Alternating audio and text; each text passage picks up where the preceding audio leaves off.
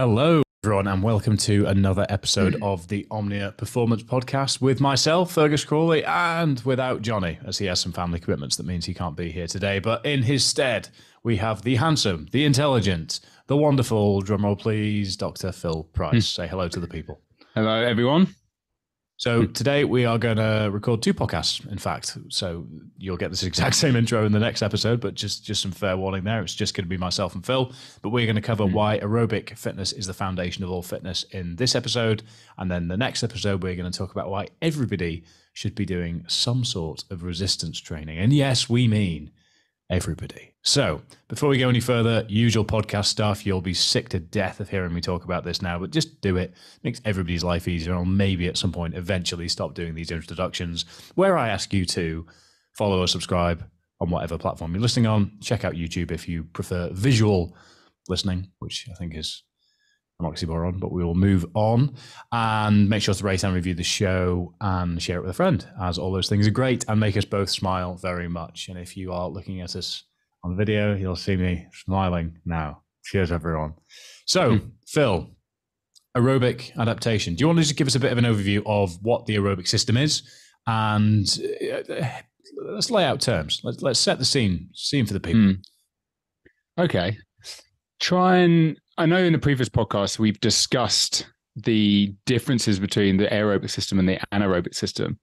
Ultimately, with the aerobic system, you are utilizing oxygen or going through some oxidative processes to develop energy to be able to perform, function. That could be movement, that could be just homeostasis in the body. But ultimately, we are utilizing oxygen. We are pretty much utilizing oxygen all the time to perform, because we're obviously breathing all the time to perform functions. But obviously, when we increase the intensity, all of a sudden we need to sort of draw and or develop energy much more quickly. So we start utilizing other processes like the glycolytic pathways, which start to utilize, definitely carbohydrates as a source. As an example, with the ATP PCR system, which it generates ATP very quickly. We generate ATP very quickly, but ultimately, everything like that is underpinned by our ability to utilize the oxidative system. So that is our aerobic base. And it kind of is the foundation, because whatever you're doing, you are have some form of submaximal exercise, and your ability to utilize oxygen for energy underpins your base to then be able to perform higher intensities. So that's why it ends up being so important. So there's kind of the differences. That's why I kind of keep it as simple as possible, rather than going into distinctly how this ATP is regenerated for energy. Just try and keep it as like, okay, you need to utilize energy through the oxidative system to create energy to perform movement and function. Once we start increasing the intensity, we start adding in other methods to try and regenerate this ATP.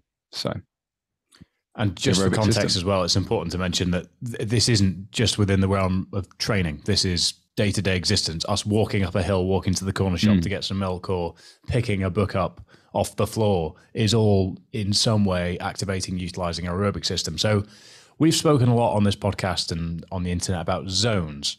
So to bring it back to purposes of training, for those listening that might be a bit new to understanding these energy systems or how they apply to them, or maybe even new to zones, essentially zone 1 is existence. I think it's fair to say. Maybe you're writing, maybe that exerts a little bit more than just existing. Zone 2 is, zone 1's a little bit more than that. You could walk and you'll be in zone 1. So I'm being flippant. Sorry, everyone. I'll rein it in. Zone 2 is the sort of zone where you're kind of moving, you're probably executing a motor pattern, and you can sustain that for a long period of time. That's almost purely aerobic function. So that's where we do a lot of base building, a lot of work, and we'll speak about it an awful lot as the foundation of what most people's training should be. So you might have heard of 80-20. That's on the premise that 80% of your work is done in zone 2. Zone 3, you're then essentially combining a bit more of the aerobic and the anaerobic system, and we're moving into sort of tempo, runny, sub-threshold pace. So if you were doing some rep work for a 5 kilometer sort of training plan or something like that. Zone 4 is where you start to get a little bit of that metallic taste in your mouth because there's more of an anaerobic effect going on. Your aerobic system is still underpinning this, but you're moving more towards the anaerobic end of things.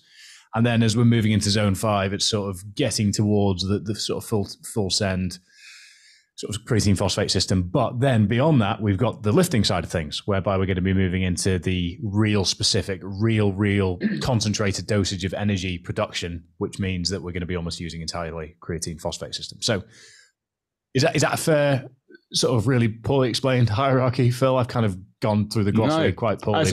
I think that's brilliant. Funny enough, there's so many different ways to define these zones. And I think a lot of that comes down to the fact that it's actually quite hard to pinpoint exactly where these thresholds are. Because if you did some kind of physiological measurement to see it, it would be just like a curve. So it's like, well, where in this curve does it suddenly, look like what you see in textbooks? But ultimately, what is separating these zones are physiological changes. And the key ones that seem to be of importance for everyone, especially when it comes to sort of, like you said, the 80-20 running, is that difference between zone 2 and 3 and the zone 3 and 4. They're often defined differently, but that's usually based on what you are using to measure where these thresholds are. So you could use lactate, you could use the ventilatory system, a variety of different methods. But ultimately, what's quite handy is if you could define, at least for you, however you do it, the difference between zone 2 and 3 and 3 and 4. In the literature, you might have read this as the moderate, the heavy, and the severe domain, purely because of what they are kind of defining what changes happen in each one. So to really define what zone 2 is, because obviously that's the theme of this podcast, it's the area or the intensity that you can maintain where your processes, through oxidation, you're developing waste products, lactate, all of those types of things. The body will then utilize lactate. Lactate acts as a signaling molecule as well. But ultimately, and it might get rid of stuff in the blood, the removal of waste products. But the development of waste products usually equals what's being taken away by the body. So that's why it's easy work. You can kind of develop this homeostasis. And ideally, you want that threshold to be quite high. So, for example, say me and you are running. I'm running at 10 kilometer hour pace, and you're running at 12 kilometer hour pace. If our lactate levels are relatively the same, that means you have a lactate threshold that's probably much higher, which is very advantageous because you can run faster but still maintain that ability to whatever you produce is getting removed by the body. So that's really, really quite handy. And one of the reasons why it's important to try and define, because through training, we could try and shift this threshold over to the right. So that means even if if I trained and moved from 10 to 12 and then get to a point where I'm still maintaining this level of homeostasis, that means I've improved my efficiency, which is really quite important for especially long distance running. So that's one of the reasons why we want to try and have a really good aerobic engine, because we can maintain this level of homeostasis at much higher intensities or speeds or powers. So yeah, I mean, that's why, what you kind of described in terms of, zone 2 and 3 is really quite important, because, you could be training and accidentally be what you feel is easy, but you're actually in zone 3. So then you're not really training your aerobic system as effectively as you potentially could be. You see it quite a lot. People are designed, this is my easy recovery run. And it's, it feels easy in terms of like heart rate, but it actually isn't. It's very common in CrossFit. Yeah. It was peak pandemic. I saw screenshots all over Instagram of easy recovery run, 171 heart rate. I was like, I don't think so. So yeah, that's the mean, and then the peak heart rate was like 191. Yeah. So I think that there's a lot that I want to sort of unpack from what you've just said there. One is a bit anecdotal, just to give this a bit of context. So when I first started training like this, when I came from meathead powerlifter to the hybrid athlete I claim to be these days, my max heart rate we sort of tested in a quite controlled setting, and it came out at 189, and that was me seeing God. And that was my perception of absolute max effort, peak performance. That's all I had to give. Whereas since then, I've had heart rate strap readings coming at 207. So essentially, I haven't actually, the perception of how hard I've been working hasn't increased by whatever that is, 17, 18 points. I can't even remember what the first number was. What did I say? 189? Yeah, 189. But yeah, no, I'm not going to do maths on a podcast. That's risky. You can do it at home yourself. And essentially, all I've done is raise the baseline. So there was a period where zone 2 for me would sort of bottom out at 141. So anything above that would be sort of knocking into zone 3, maybe pushing towards sub-threshold, whereas now 15152 is sort of the parameters that I work with for my zone 2 stuff, and I can feel that. So I think what you said about moderate, hard, severe, I'd probably counter and say it'd be great for people to get to a trained state, which wouldn't take much work at all. It just requires a bit of familiarity with what things feel like, for zone 2 to be easy, zone 3 to be moderate, and zone 4 to be hard, and then anything above that to be full send.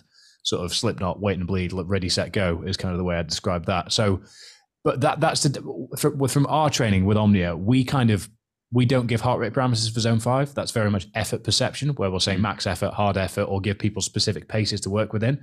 We're only really looking at the heart rate data if it's repetitive reps over time and want to see sort of what stage it gets to in terms of that pattern.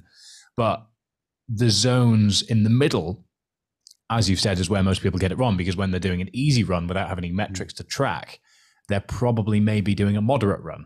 And a moderate run carries with it a higher residual fatigue, a higher impact transient. And if you're a hybrid athlete, you're going to be heavier, which means that impact transient is going to have more of an impact on your joints, which means it's going to have more of an impact on your lifting. And if you do that over 6 weeks before you deload, you're going to be in a significantly higher state of residual fatigue than you would be were you actually training at a true zone 2 level.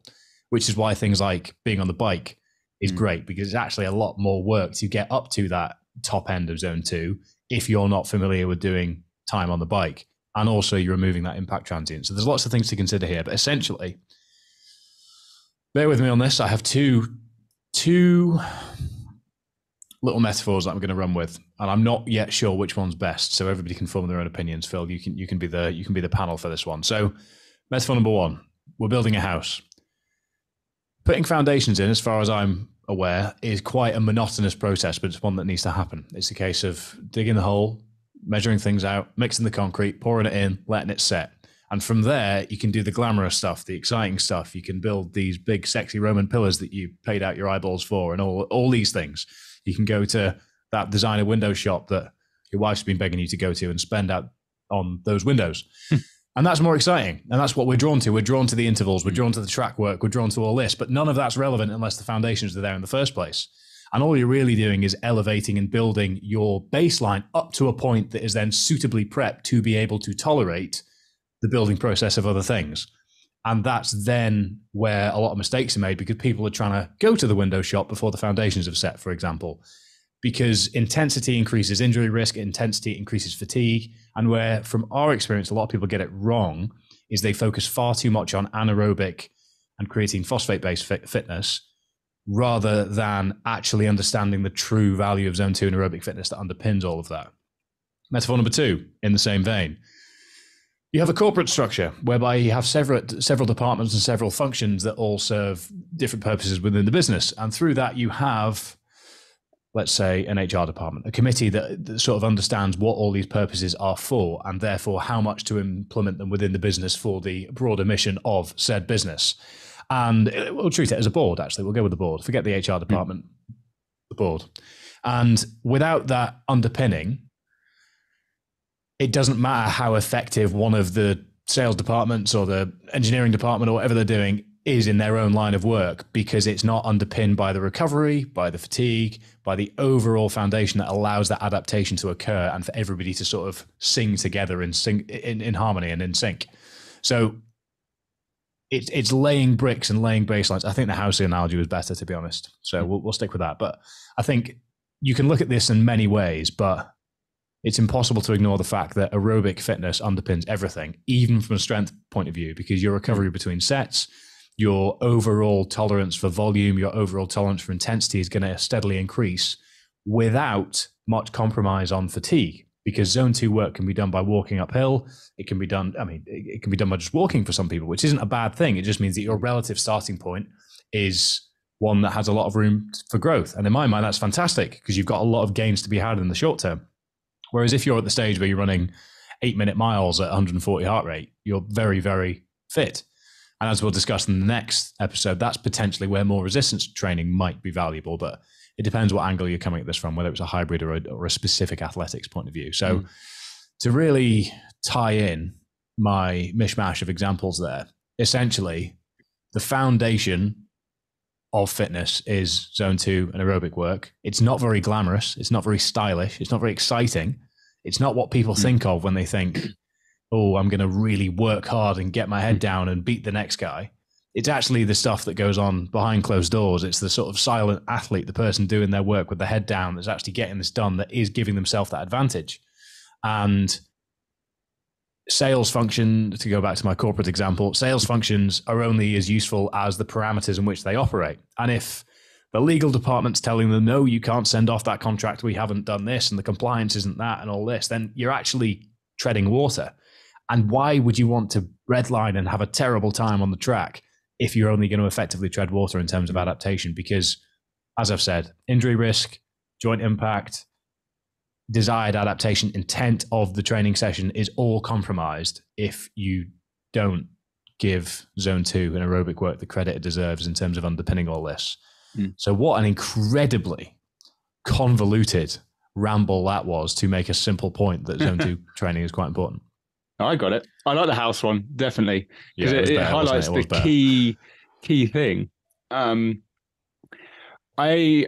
was reading work by endurance coach called Alan Cousins recently, and he was saying how a lot of the lactate data that was seen, for example, of a CrossFit athlete who was then doing a ramp test, they would go from like walking just to jogging, and all of a sudden they would cross that first threshold.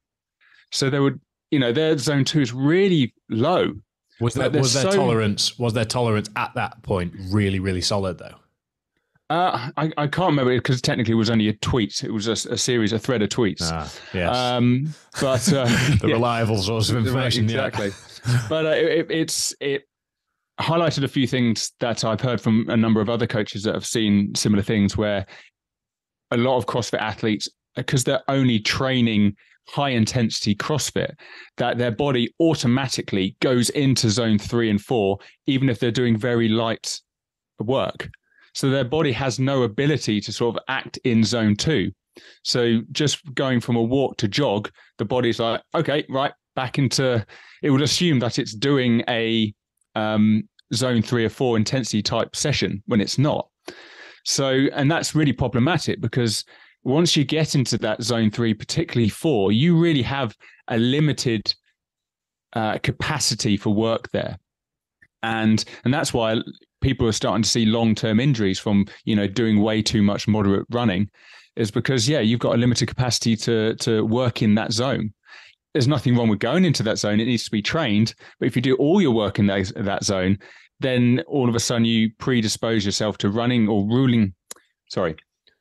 making your battery run out. Your capacity of the tissue start to get worse, just because they're so tired. The fatigue factor, becomes a big issue. And people don't see these problems until much, much later, which is one of the issues, is because, you can train really hard all the time. You can in the short term, but you can't in the long term. And it was actually, this was a reason why I've actually sold my High Rocks ticket for the weekend. I was going to do the pro men's, and I've had it, like we were saying just before we came on this podcast, I've had a bit of a nightmare 10 days just with work. But one of the main reasons was that when I did High Rocks for the second time 4 weeks ago, I managed to improve my time, but by like 15 seconds.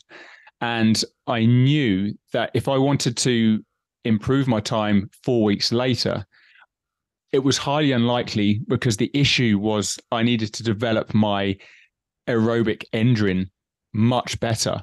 One, because I needed to become much more efficient with my runs. And two, if I developed my aerobic fitness better, then my recovery post the individual events. You're familiar with the Hyrox, isn't it? It's 1K run, then you've got to do like a ski erg, 1K run.